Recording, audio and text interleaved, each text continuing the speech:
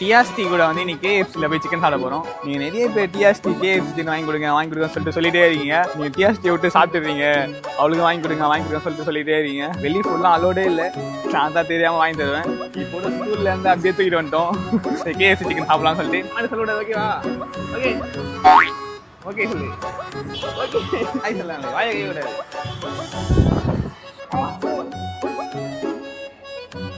இந்த அம்மாவுக்கு ஐஸ்கிரீம் வேணுமா, கேஎஃப்சி வேணும், ஐஸ் என்ன வேணும்? ஐஸ்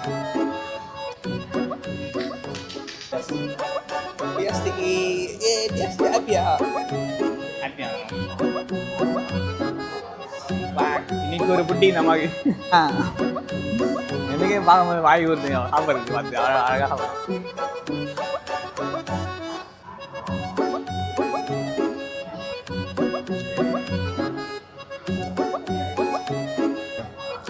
இந்த வீடியோ முடியுது. பாய்.